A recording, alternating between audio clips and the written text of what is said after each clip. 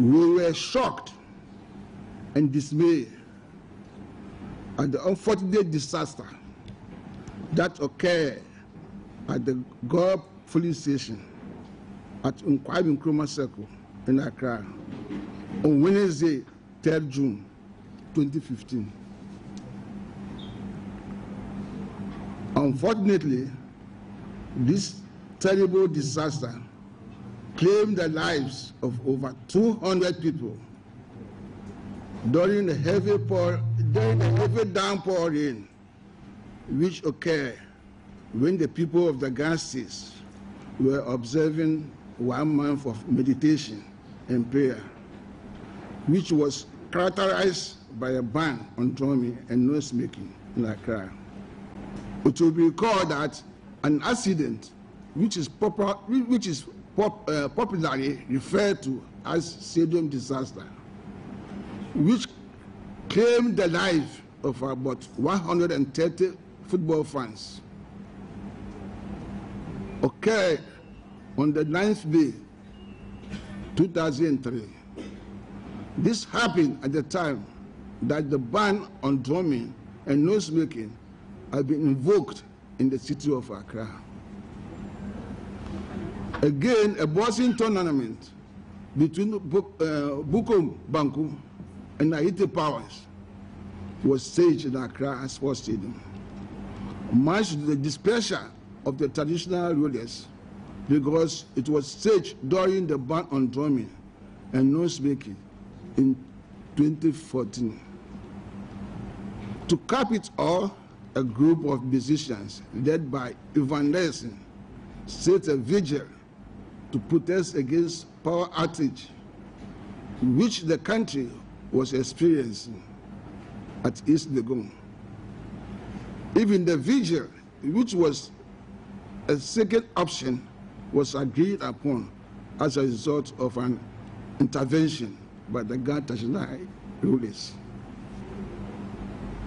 We therefore wish to appeal to all residents in Accra and its environs to observe the simple traditional norms and customary rites, or customary rituals as initiated by the Ghanaians to ensure peace, which is devoid of any calamity in the capital.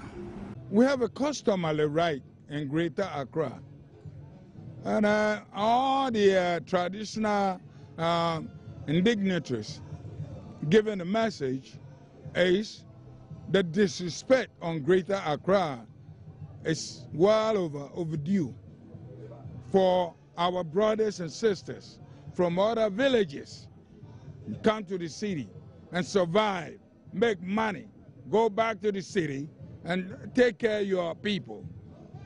All right? So all we asking, and villagers come in the city just to, go with the law. If there's a custom which demands that don't go to farm, I believe in the villages. If a chief says don't go to farm, who the hell is you to go to that farm? It's the same to the greater Accra. So all we asking, people come to survive, make their money, and go to their village. But please, they should give us a bit of respect. You also have, issues about the media contributing to the success of the Dumso Vigil. What's your take on that? Well, it's Dumso, it's the media who has to spread the news. According to Ni Amaka III, he said he believed that now we got a little bit of water and water. And now the Dumso is well limited right now. It wasn't like before. All right? And so that's a good sign that people should respect one another. And they refer us to Moses' time. They put a stake in the water and it turned blood because so many things go wrong. So as from today, all the traditional rulers, including ourselves, we asking the whole nation, respect one another.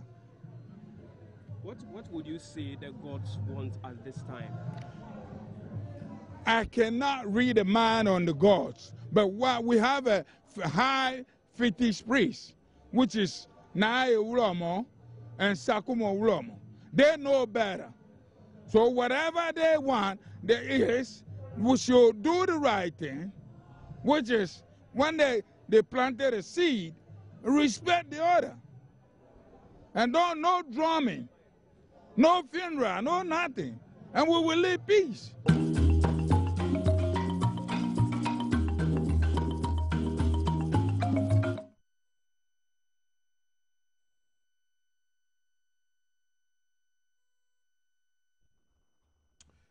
Well, na ya brefo so nim so ochehene ana ne bro for no ya slangs about onim say God traditional council so spokesperson bro for no slangs so too much.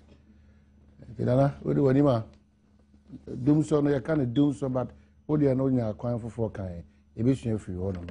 There's a doom so it's also a problem. So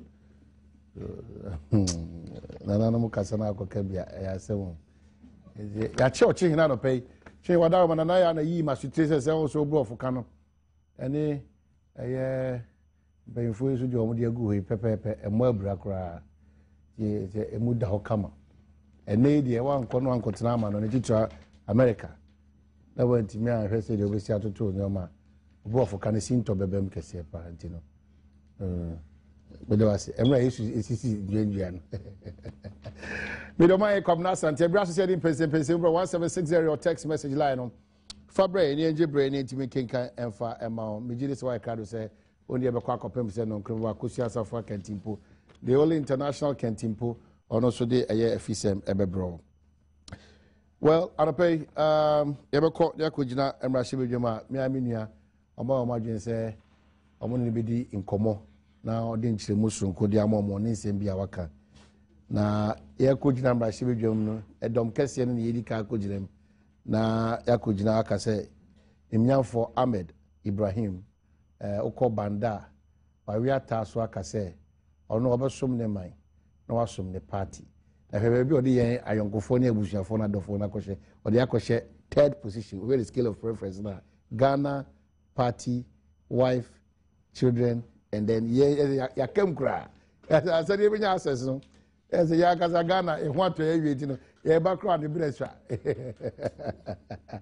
eti banda fo yida ya chiama do pay mu amunim dada adwuma oyo honom I think say the enti bia da no omo se ndi enyo omo ha itimi ka omo asem se enei so ya babun titiru na onya akwanya ekoduru ya mra hyebiom na ka oman no ho nkuntabu ho asem a ya adom keke de dikan no ana de toso ya ni munyam hyekese ma ya mbabu no especially unya babu na otimi tutu na namo sisi na odi ani die ma mpanyfo na okoso sua de fi mpanyfo na oba ya mbabu no so a one ya ana to fam sa enti abo anda Honorable Ibrahim akwa ba no zen Mejusimi wa mana efe o ma hyebejo na odi no ya babu wa mana efe yo wa me who difference you are still the same Ibrahim Ahmed. Probably we have to learn from you say unya tumi a okoso na afi wan kasa oni pesunu de o de ba fo yeah enti that's it we're always proud of you banda boko the only year say we schema o share chiro ku obi temte banda nipa no moja bitunu e wo mo ban nyina o my asemo e o kasa so banda no ye adwuma no ba o kasa bo obi pa o fa nko wo so banda no betini piga I see that's very Patrol na also one Ruth of Denmark the shoes na na asma catch you Ruth ya that's it what brand shoes me esa na ya eso da wase esa da se pi da so Denmark da se pa well ya nu nyina titu delegates a mo evaluator ana ekonsa queen ana bibia de ka se mo de animunyam hye emma bedwema mfa mai if the more na enyina na yakeka bom ana ede amai bia na enyina agi atum sisi se emre bi onya akwanya komra hye bedwam ni suni ne be oda na di no eso ani eti ekohu se apart from se Ghana ko asa adono no evaluator for eko adono ana ene so de bonus central adwuma so eko adono nipa bia no oni nipa nkita odi e ya ade a ehia kase pa nti yeda eye evaluator MPP delegates yeda mo ase no na yenso ye kase yeda mo ase se mo so mo hye enimunya na ekwan bi so no na mo ya madwin dada yede ano so tu mu no eka ho ma ne bu nananom eyi mu free mu so a enye yi tie da nananom nyina se mo so mo tie ase se ene de oba kama a onim de na afọ sawa hombrase na odi nyamsura tato na why na adwe se ne bread de dodo na od beya manyosem underlined na yenya makra wa manyosem nti unya de oso de amanyosem ebebo bra no se enye adwuma ketwa ya santoa e ma na kwa ba ono so anko na fo nye body edwo o kusa nye ni ba oh I hear me that say oh what do you say I see ya shefita nkunimdie nya media amen wakokopa o amen nti abotire no national wa ye banda beba ho abaye campaign ama o na ozo yes akachabe da ya mindimu no ma ko say madaruma to NDC for o che 50 series maybe on over 3 times 50 and as if you are the motor maker one ya che 50 ya che 50 we da say be sheba no yo TNT nya quantify let me say what I say Africa wo mu na tia ban mu wo mu na wo say be be dey ja me say opposition for dey on dey mo obuti abem dey omo dey obuti be go obuti o I see it no da get delegates say obi abacha na e pacho I no pay my no daroma ye be pese e be chia constituency executives titu ye papa chairman or that one polling station executives okay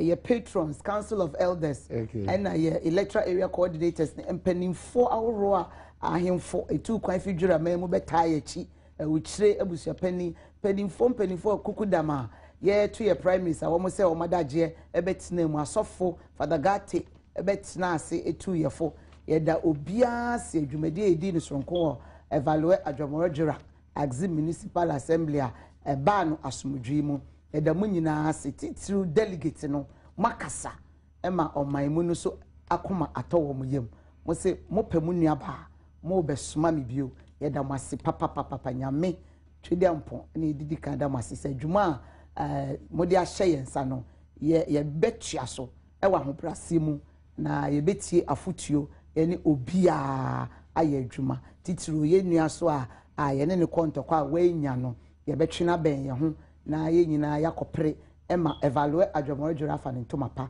efra uncle Jima council of elder nyamliji law ngbanyin mo ba general yenzi majima na hozo ma titru executives no mo police station mo ba wo egila adwomoro on evaluate ye da ba sesoma constituency executives bejima kpale ba ho brase bedindelenu mo ma mele dodo ni ala edo emayena nyamliji la bejima mu ani kpele ma bozuma ye ba bobo a ye da ba se. All right, so Council Nafeku Nwati so no so didn't say go. Honorable one call Krum Council meant to say. Can you appeal to them? Say money when Chile bought share and Kofa Kasa when come I tried learning it but meant it first also.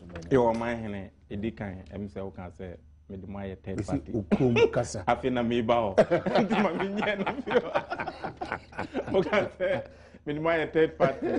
Me jidi say nyese me the my third party but is in order. Bibi ni si. No, but is in order. Obi a Ghana Canada party abeso now you know ma. Maybe you know ma na contentions kaka but is in order.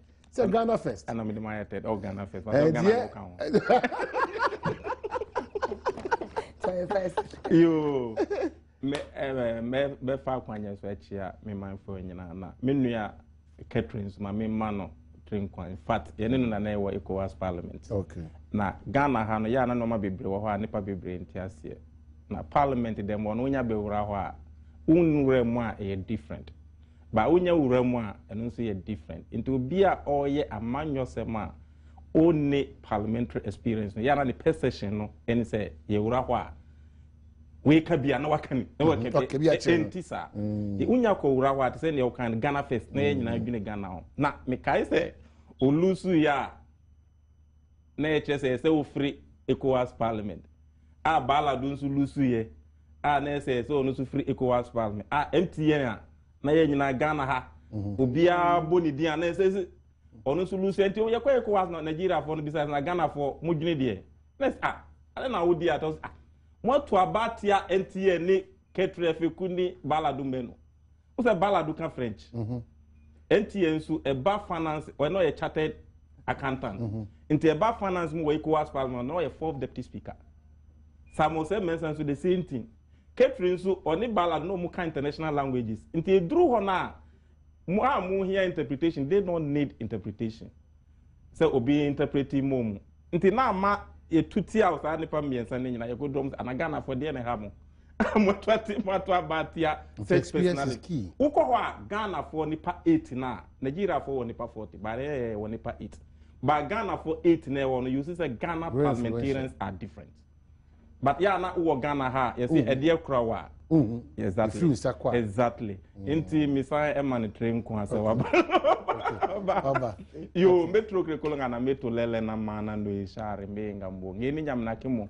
But anga nyepoti ya nikolota mundrumpa. Na nyeli kina banga minaire uwa meeting ni nafachia. Kina niye kambo. Omayene. Mafa kwa nya swachia mimanfo nyina. Mifinya me ya aduma ochina me ni omo meeting. Okay. Our constituency. All right. The reason is that Badwam, we are promoting our local dialect in here.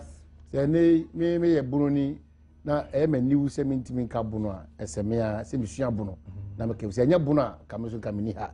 Enti no ba bia ofri bia no se frafra se dagomba dagare zimakasa banakasa buno kasa bibia kasa bia no obomode na oka na ebwa eti ehwa asem no 1760 text message line for brain na enje brain kinkan ya shasi free nana no modie no bottom top approach okay nana makasa ya understanding if say ye nyini banyina no ene ye nkrase no kra ho ya bosom ye nana no fie enya de didi agokra eti se nana no si asodin bi ayeye anenam so emasa nyoma yi hu won kran titi ha no eba enya semese jama ne kosa but ohwe kwan bi so a nezo beka se na abafu nimde ne suahu na aba ne tino nananom se mo kan so mbe se nananom se omo fanye ntutu ho ne ehwe ye se science and tradition and how do we merge the two na santi ase na ya adwuma am yetima koyani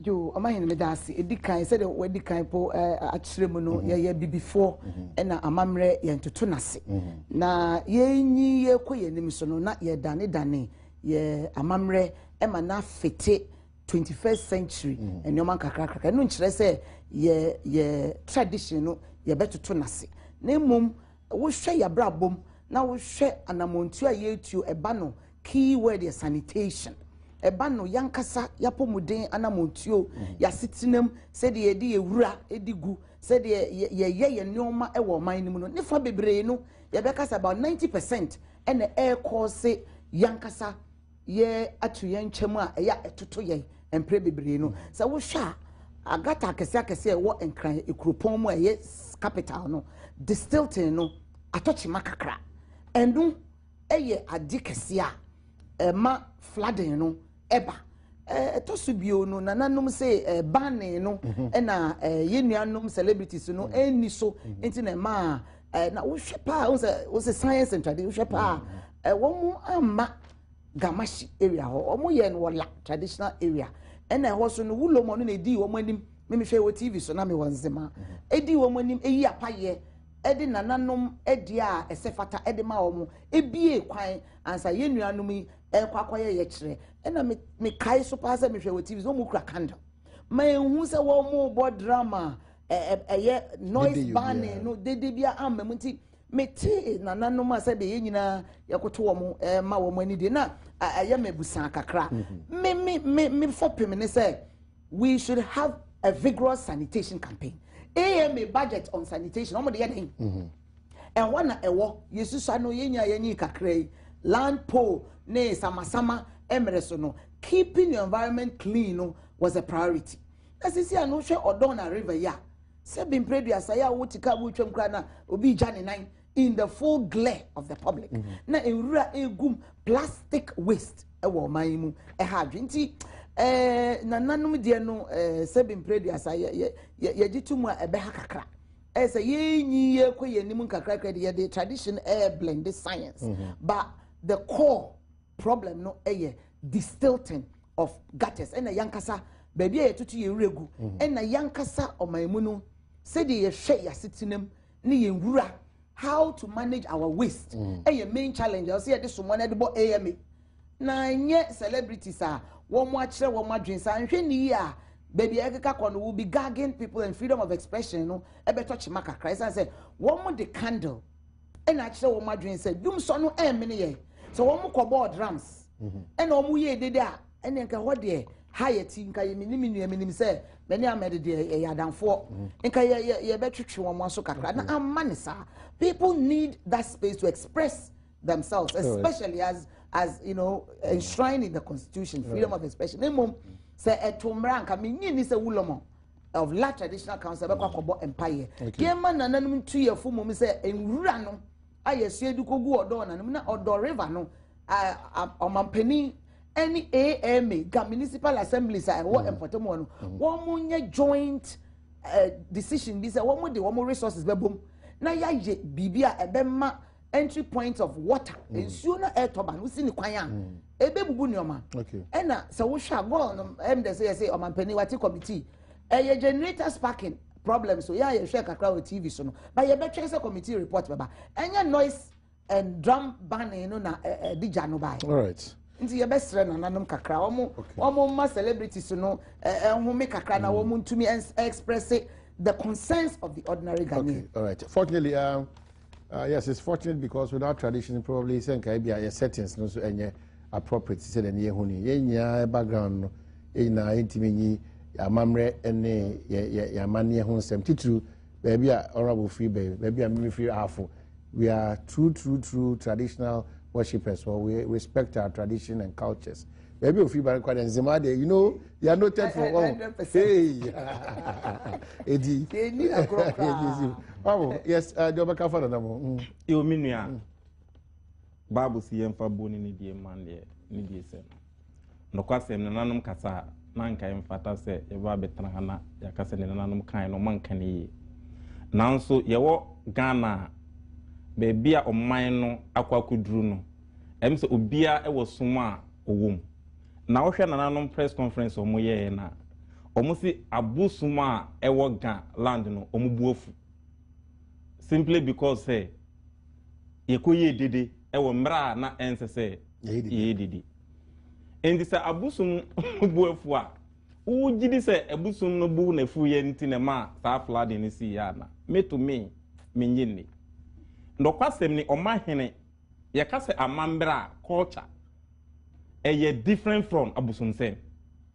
Culture is a way of life. Yen yina ye before. Ya mamre ni no ma ye interest yen yina isum busum. Obi kan sa meni no enya adwene. Ema ye wo normal bi wo ho a nananom flooding na asino. Se yan ka no kre na yan pe yan diagnose issues no anhu ni fare by. Ye tia bi be science. Namum yet me hwe ekohunye nam so aflade no ba ya ehwo e na ebetumi aden aso ano. To be honest with you, se ukọ sunyane o man ofre bu na hafo ukọ sunyana compare sunyane ni nkran compare sunyane ni Kumasi, compare sunyane ni all the other regional capitals, you see a difference. Big difference ye wo mu ni se ukọ sunyana Kwame Nkrumah e ma lands commission e wo layout no into who be sit down ukọ lands commission. Lands Commission for petrol filling station na obesia. Omuan kasa ahwe layout no ayi baby as was a hadie filling station and a bit ho. A hadie school and a be ho. Intimi untimi nkoto landa ya zone aye market for filling station no and fan school. Clearly speaking, residential areas ni industrial areas different. But uban kran na nanum upasa sia na ho na obeko. Any Lands Commission. Nananum so any layout no clearly ewo. And omunya no in a larger sense. That is the problem. Nanan so enye all the lands no plot no yin so the Lands Commission be no. Nana bia ewo ni site plan wo. And na unim di omuye. Onye ni nyina atego nti kakra na wafre ni surveyor no kotwa 40 plot. No wa kotwa 40 plot. You know, plan the Diano, say you know, if additional crampo more the royal family or money assets. In all this, no, they are not thinking of flooding and all those areas. No, into sha, would they be fear not will be fear evening? Oh my cannot cry. That be better, oh, sit down with waterways. Yasa better flood, yes, what's the dino? what ton waterway no amobi nipa na sidan e wo ho owo tumi krata e kire se na aton saasase na eden ama no nipa na kosi ni fie awie nsuo na to nsuo ba enya kwan enko na nsuo na boa fie ho na afa nipa nyina na ya ba beble ni se dunso vigil ene mane bai say you rely on superstition na ya scientific proof on those issues omayini yetia na bi asanasi ma yamfa we blame we enyen in that way na enyen na nananum aka no na make asanya no kwan so no but as Ghanaians esse me na wo ye pe problem ni far by ansana yatimi aso ano adenti na flooding ansi wo islego adenti na bi ansi wo Ridgemanwell estate Ridgemanwell valley ho na adenti na flooding ansi wo ho ni nyina gina say estate developer no obeto asase no in block and no year ni layout into baby kakra no you see the traffic flow the river everything layout plan perfect adenti na ehokran po a low land areas no flooding ansi wo now sha baby estate agents no anya baby developing a anya well developed e na flooding see into there was a year ni say ye were multi-sectorial problems e was say untimi fa problem enko kasa o mani nkwa na ye anaket na ye because baby obi mistake end e ho na obi so mistake every it is a generality of the causes no say ya penny nyina na betra na kasa abusum no boafu na in this 21st era ya nyina san betra se na kasa abusum boafu nti na flood esia o manyine cholera na ye baaye no na dun so aba yeti o manyimu ukokro kitwa bia so a se bibi sa esia na nanum ko hye o musi o abusum we buafu mun ko fa na ntwembra na yenkoko mun ko fa dwanmra ya kunkun wo musa o mahene and then a scientific proof aba say cholera efin ene disai no eba flooding choke gutters ni engineering defects ene masa no ma we nyina eba inti mradu say na nanum beboa aban omuni aban enye ba say asase no ewoyen sani ekwa mi nkruma ye no ewo so nyan no Ghana ha yenye ni nyina sa se uba Ghana ha kuro bia su ohini bia over the ownership of the land no only the local authority ni government department town and country plan omunka mom se uba be sit there there should be a clearly demarcated line and then bremu ayewe we are crying on circle circle ko sakumono even residential areas no na ya bebu obi da Tashi waterlogged area no ko Tashi family hospital no insure na beach no ya see new filling station ewo whereas we are seeing this what are we doing na ya betra na ka say abusum buafu a me eno de me gituma a enyeye but my young can you go say we are attacking nanano but ya ba no yemfa ni nyina enya committee na president asset no okay committee need the findings in eba nanano so enyintum okay if the committee decides say nana bia e kwotwa asase aton no you do remember the Aborigines Right Protection Society of the 18 go to France Ivory Coast now compare to Ghana what is the difference a whole ene here in all some of those things o kan na wanya producing the strength and the weaknesses but ya bani there ye nyina nyintum say we are all at fault. All right.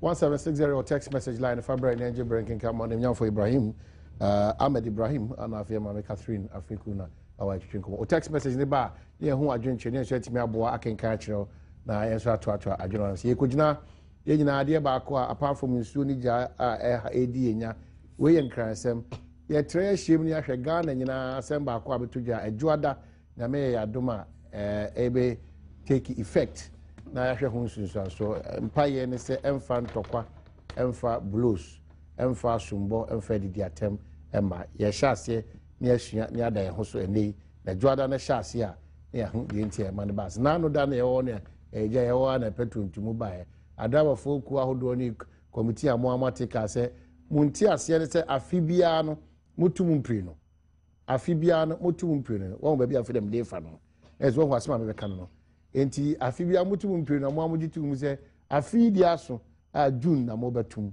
enti yeda mo ase se mo mudi mo mraso ntumu na ba ekọ ohamu nchemu edu enum 15% ana adrawa fuku ahodo nyina Protua GPR2 cooperative Ghana ba Ghana Dradian de bebre mu nyina magye atum se mo de san tumu no aba ohamu chemu edumie 15%. Eno no ana ama ye passenger for car owners ena afi driver for ana afi ye aban yubeku ehwesa no ye nyina ya dwene enko benkro ebra abo yi bae nti ye kwaba ye ba sa 15% ntumu na aba no o wadwe nkyere ne sen said ye be ya ye benye ho ntiase se na anu da ntumu bae no ka pre ne simple nti nipa bia no paipae nti ye mpebiem efisi ye kwa enim so man dia ye se ye tete ye ho ase na bia timi koba ye kwaba ye ba ye bedi sanko. Okay, so Yasaba Dominic Obetimi Amaya Twaswa, maybe I come Yama Honorable Adom Samuel Botche, Brahma Eskimo de Bebra, Mercy Cratchy, O sister Edda from Yako, Sasuna, Kenya, South Kenya, Mia Mikrum, DC, or Honor, so Papa Edda from 27th, and a year neighbor, Bamuna Yako, Eba Betamochi, or Quanson Kosukra. Catherine. Yes. Transport fares up by 15%. Omahini, with a Mr. As I ever caught transport here before na started wahadada. Na your best re say bushon for so womoshiro omodisha ni momo yakwa na bebre complaining say womu muni ade akekeka mochria. The process is taking too long for people to grieve. They better to trust authorities, you know. Emma process, you know, enyentem. Na nipa no di yawdada no onya nimu enkosie so there will be closure. Now, town and country planning force, yes, Remo, the SC, mobile bois, Nanane authorities, Muni Adinana, ye ento yena and CBO. On transport fares, Ukraine, your co break, minimate the way ye no one more and ya drink crack. A decline. Petroleum products, ya, and they ye tomb, or try ye to my didn't know about deregulation. Oh no, or ye leader of parliament when Abana kasa nim se emrebia niwa emakwan ema deregulation no ebem nti mo kasa na sidi no mo chinchim no manaye poto ena mo tutum ema me ene wo aye faka ye ho be kire yen na wo hwe mathematics amaye wa ha 9% increment and 4% we di bom kranka ye 13 eba ni say na citizenry wa betum at 15% pay no so awuntumu nti many wa ye kwofo trotra no pay 15% of ye sika ene ye mfanko top petrol. Am Edion? Yeah, bro. It's yes, John Mahama, President, Excellency, Ninabain. Sa petroleum increase dear. Adabraka. One more GPR for the GRTC for a penny for GRTC for the yes, and Famra drawing table. Yes, Remo. Yes, Remo. Mahama. Nasa petroleum product. I buy your tissue. And share price in the Abbas, a CD in a year. And can GPR for into me. And increment. Well, that's why they are attempting to deregulate now. So but they are attempting, no. One family are so attempting, but you cannot usurp the laws of the country and create things that do not exist. Miss Rew, ya womra ewo minimum. Say deregulation, no. Mo pesa mo ya mo fa airline no parliament.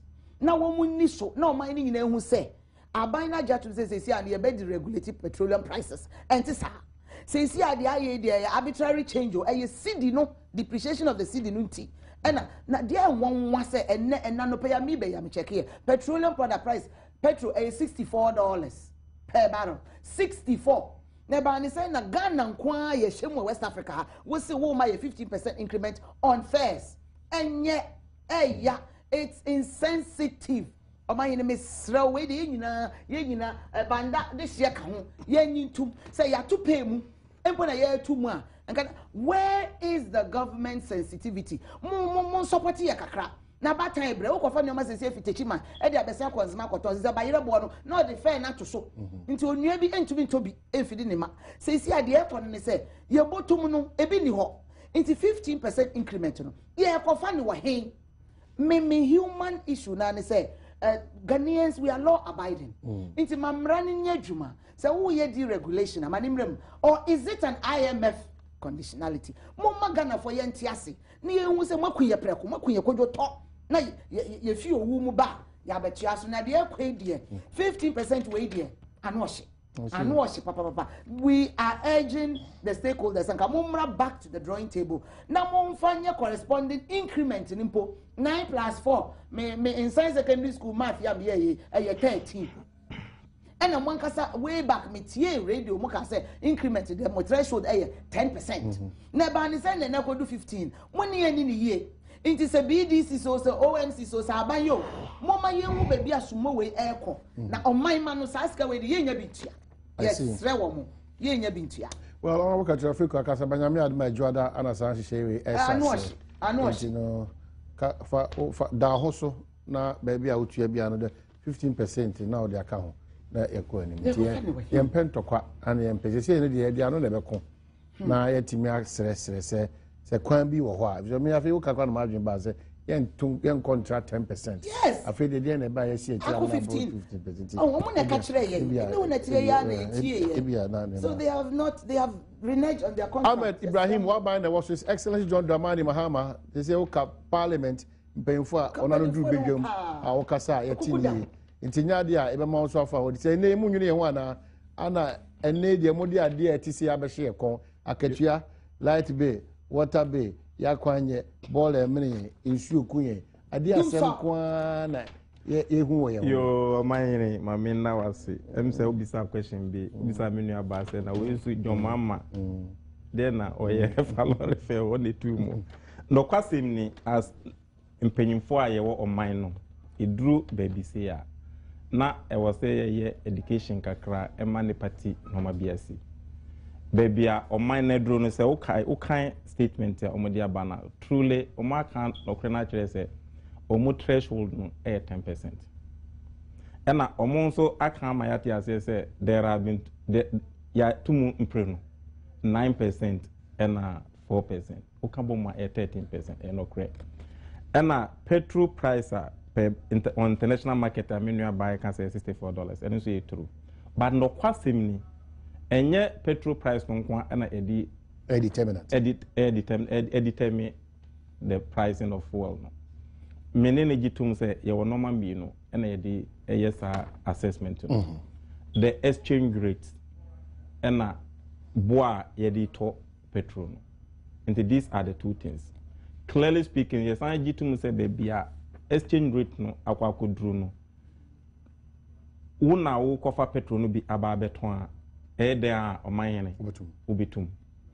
Ena we ye issues bia e was Ghana no uhwe ye exchange rate to and the ma exchange rate no so e cost no uyi the petrol factor no so free more because enu ni adia even ye import pa in each large quantity uyi free more man na enye ye ena uhwe oman a atwa ye ho ahia nyina omu nyina akọ enim in terms of pricing no e chen ye ni nyina gyina say Ghana ban edwene Ghana fo ho the price and I was a omodi ton ewo the other nearby countries near the no ewo form.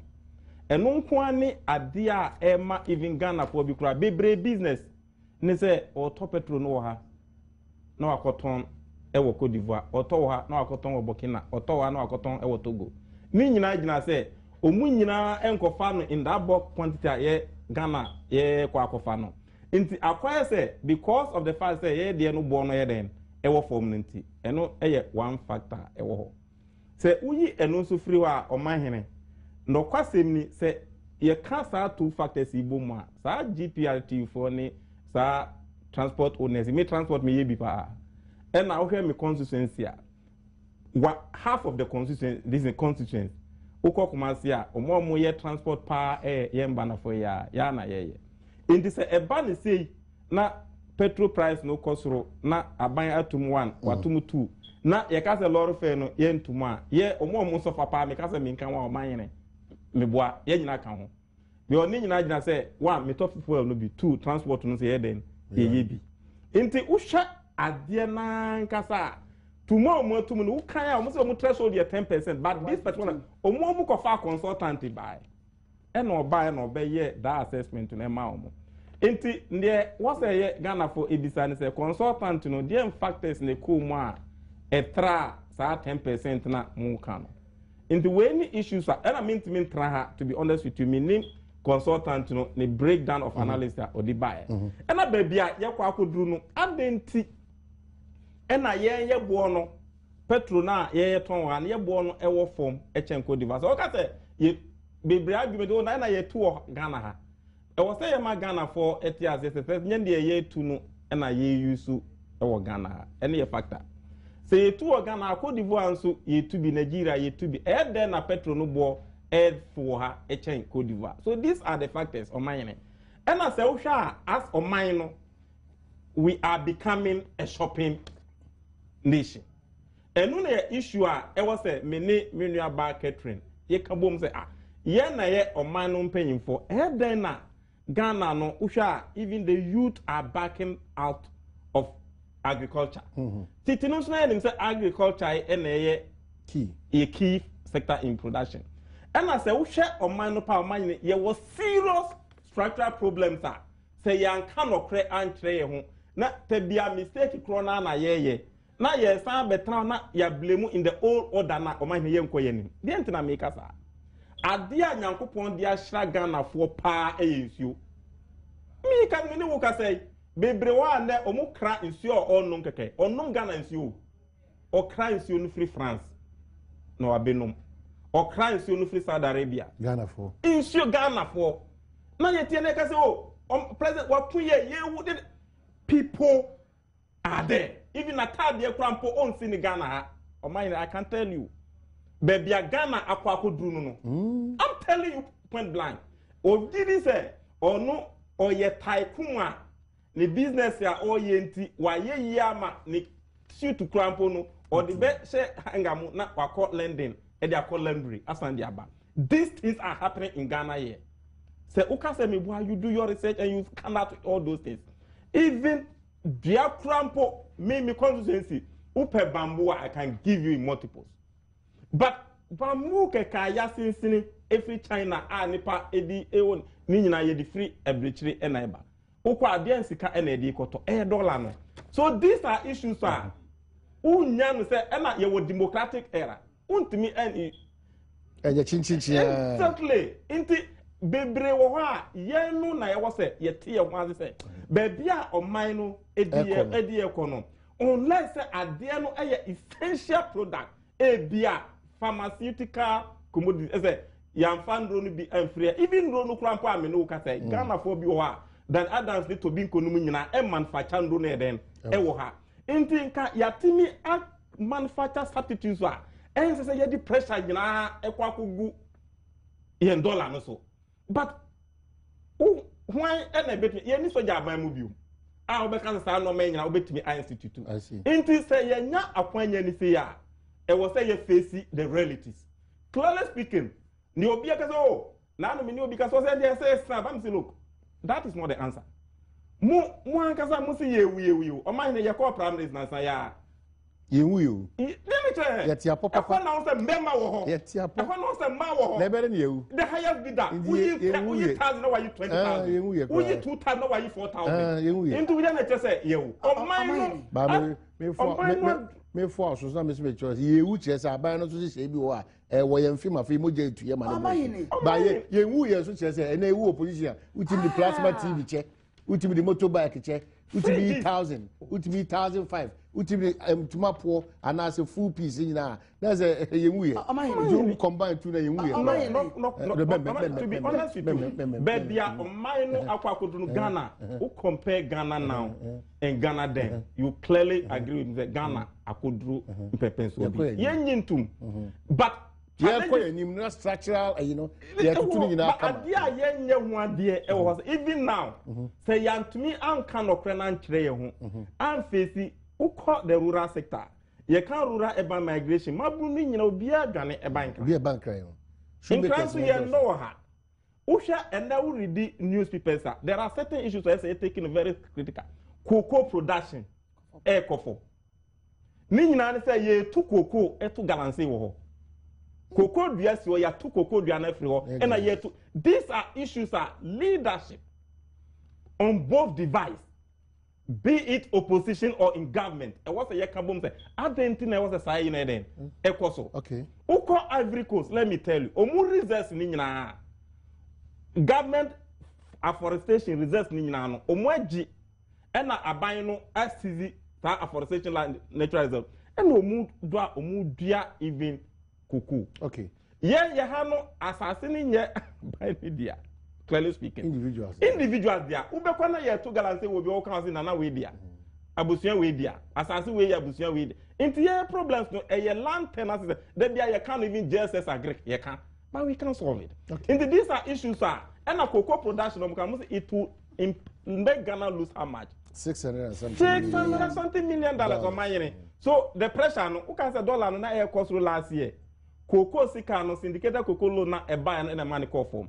They say cocoa no swati, you are losing about $600 million. Okay. The impact will be on your dollar. And the impact no bad dollar no swati. Let us speak it. A bema even your impact dollar na a better cost no. Cocoa no swati no. Unim say cocoa for no munyen style. But effect no e ba me no so. It will be translated into lorry fare. Into a one na say yam transport on until the nyabro. There be among the text message but the leakage of the exams is not the fault of WAEC. Please, there is an assistant headmaster at UPSS Campus. Okay, and Catherine, you're welcome. This time round, I hope you will help tar our roads from Simpa Junction to Bakozo, correct? Bukazo. The glory under the Minister of Energy and MPL Mbele, St. Peter's Anglican Church in Zima, and Yinase will be dedicated by Bishop John Otu and Reverend Father. Sadiq Aziz from Bonyere, government must fire WAEC board members and charge them for causing financial loss to the state. And we are listening to you live at Kwahu. I'll tell you the facts. Okay, so this one I don't get. Omayene, do you know that Bank of Ghana wanted to freeze the account of please, I want you to report this message for me. In a treasury, a student was verifying going. I want to know either lawyer Philip Addison won the NPP primaries or not. And please, I'm Mensa Robert from Atrebuan. I am having problem with the consultancy. Our MPs are in serious issues. They should pass the right to information bill. This week it is coming. Okay, good. Monday. What about if Black Rasta goes to the parliament and mentions the name of the said parliamentarians? It's about the percentage. It's not about clearly. Untimin say about 80% is minimal sample to your kind, but that percentage bit, and I be why should some media stations conspire to disgrace Kofi Juma for what? For what he did not do. Okay, so distribution of free cocoa fertilizer is not a solution to the decline in cocoa production. Government should rather pay good price to farmers to prevent smuggling of cocoa. And I am disappointed in the Ghana chiefs for not mentioning the pouring of libation as root cause. Alex Osunyane, flood is not the fault of Dumso Vigil. And this was in Nanawi Offensive South. The Ghana Traditional Council cannot blame the Dumso Vigil as the cause of the disaster. And if they want to blame somebody, it's the mayor they should blame. Please, Omai, let's drum in. Okay, so I don't get this one too. Another one getting through here says that we and cigarette smoking are either adjoined habits or disjoint habits. A lot of people smoke weed but do not smoke cigarette. Assemblyman Tamal Nadeba. Please, Omai, we do intake 11 of Ghana immigration have not been promoted since March this year. But most painful part is that there wouldn't be any back pay. For now, as Ghana stands now, who are genuinely promoted the Obiwa or no nurse, who are 3 years, doctor, and fan, teacher, and fan. Until so, okay, Udo womb to come. Now, a Gusua eating commercial back pay, but now the old womb also pay back pay. To was now the womb. Akufo-Addo must be ashamed of himself as he now believes that prayers can solve the problems in the MPP. Poku, I don't believe Nanado has ever said prayers will not help any nation. Mining, please, what the chiefs are saying is true. Accra used to flood despite the choke gutters, but not to this extent. Let's give Caesar what is Caesar. From Clement, the science and tradition and culture, in upgrade here when I come. Members may use the word ignorant because I had my appear before the non or privileges committee. In upgrade here when I so that's a lot of your text messages. But yeah, with WAEC, quick one and send a call. Yeah, quick rebuttal. We cannot blame the depreciation of the cedi on lifestyle of Ghanaians. Number two, mean you be my air can say on one case you say 10%. Now go 15. So our consultant, Ghana for any akofano. We are the consumers of the petroleum product. Into Bibinia, Ghanaians must be consulted. GPRTU for more consulting and 10%. So they should stick to their word. Now so because Ghana need be one Ghanaian be the normal be for playing more and nunti and I must see depreciate. It is lack of concrete policies agriculture policy bene ho mo na mabetwa mass spraying mu ena makoko tonnage akofom nti won't mean kaze obi de nyoma ko laundry abrochire nti cd na akofom cd ni kwa na akofom no a lack of good solid policies by your government nti ano de jitum what the mama anya de ye 10% become an untouchable bully nagrat. Tell the baby uncle Ekusuki won't be you. Hey, why Casemide? Why Casemide? Won't come. No, why Casemide? Let's all be bold. Why leadership no must be sanctioned. Yes, to Ministry of Education. Mami, yes, we dear set as an example because why and a results in a test in a paper in a common hall. Into leakage be air but if you are building if we don't use these leaders as a step it is time that we start making firm decisions to say the axe will have to fall on someone and kwalani be to kwayo eba betina nkrofo nchen e won kran ni nkro nkase so no ma betro yeah bad time na yebre obi always tiani sika kakra no de ama ne ba enkola ne koda school dem mu entontom wi wo mu na 5 papers ye twemu a enya wa ye kana paper defin wo they must be held responsible. Maybe I will join the call to have them removed from office because omo koso ye na atua so a enkola ne bebre even the psychological trauma se kosua de bio kokosua de bio enkola na de wo wi this is the problem. This is where the problem is. Maybe a free band there, but they don't call and see you. And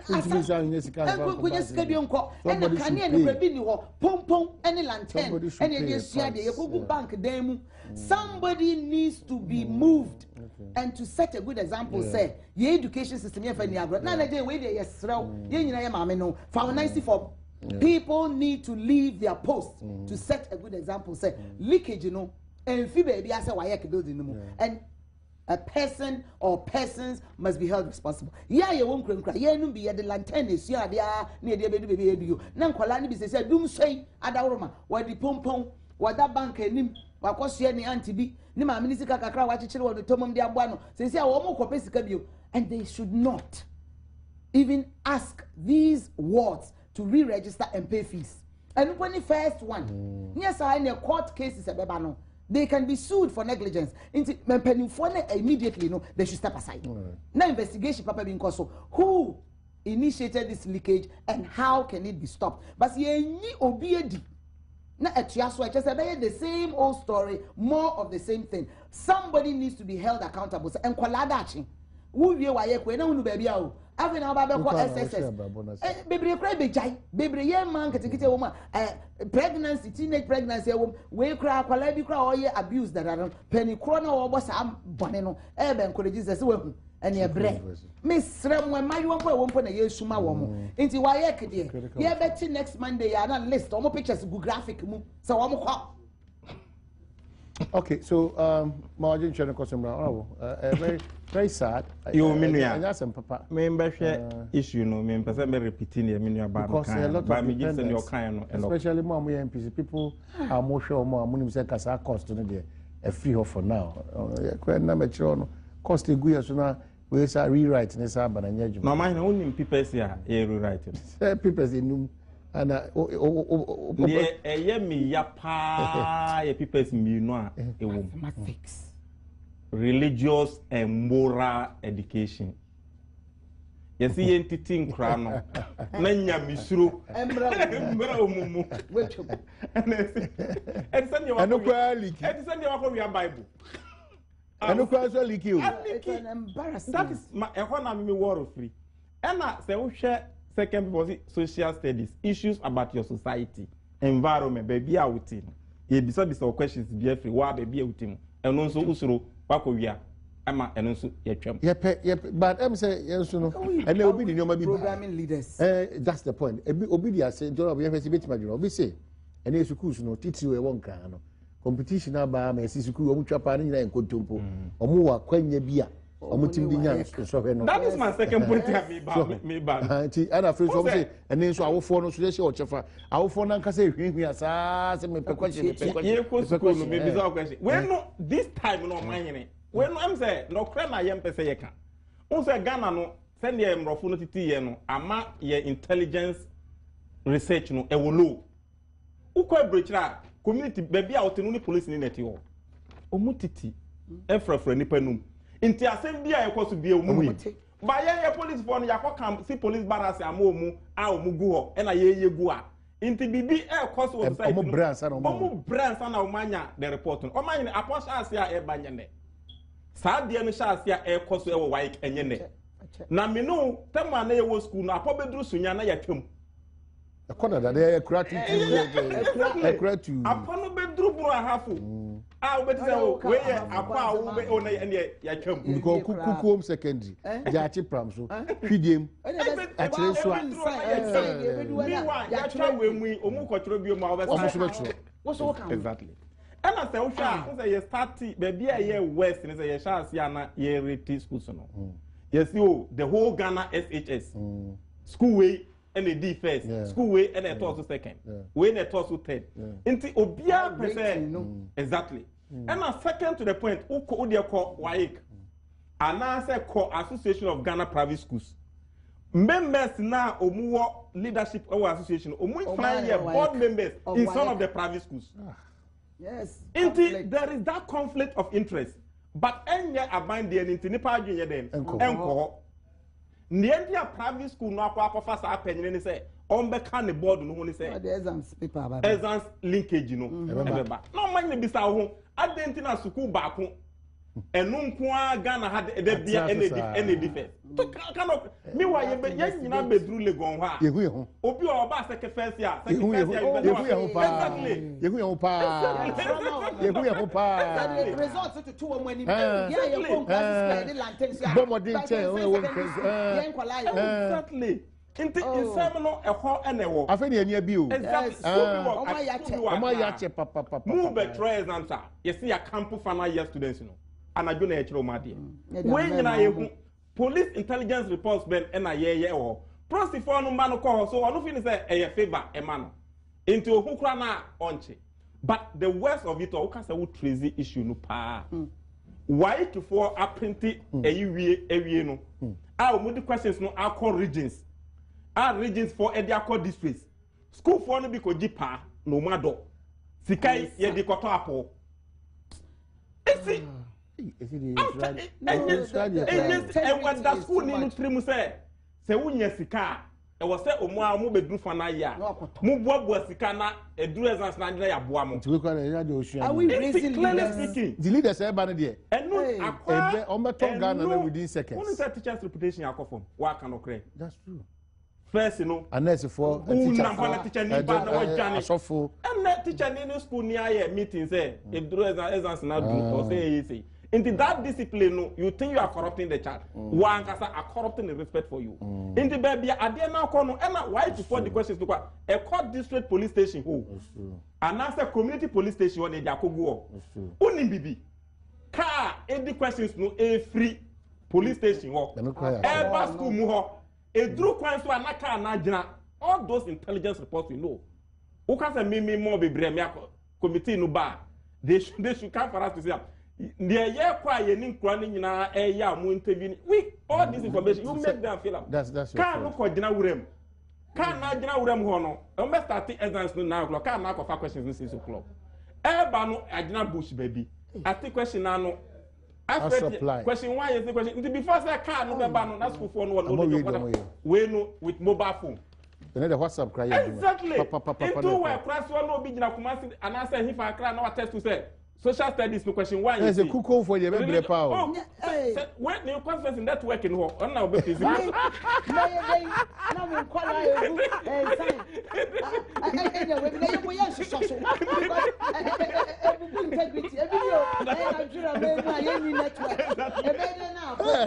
Where you work no network communications committee. Me susa as a network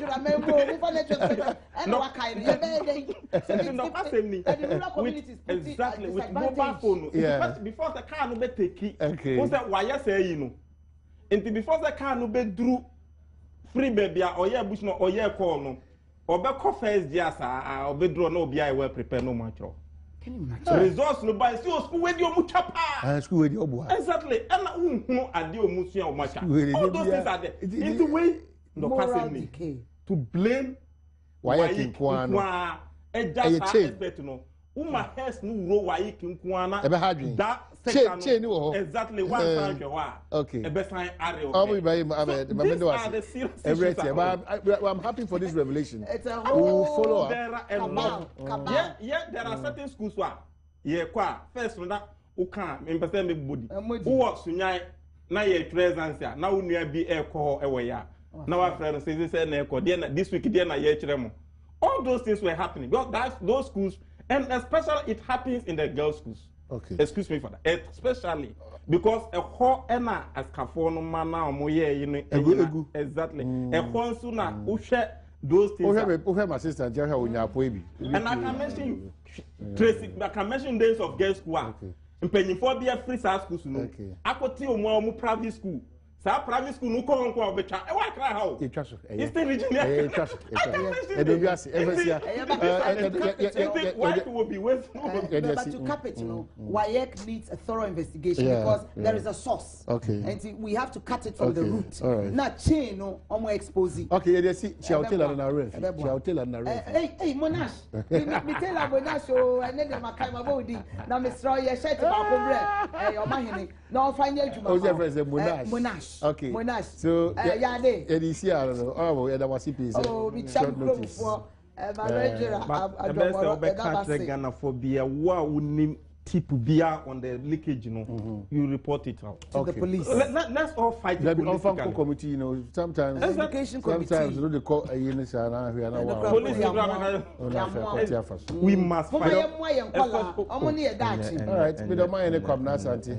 Make sure because sometimes they call you pose for no make camera for almost the same designers. Sometimes you could pose for the be wow. Oh, now for your conference. So that you don't appear before the privileges. Me manage my appeal. So this one time. Manona maso kutu.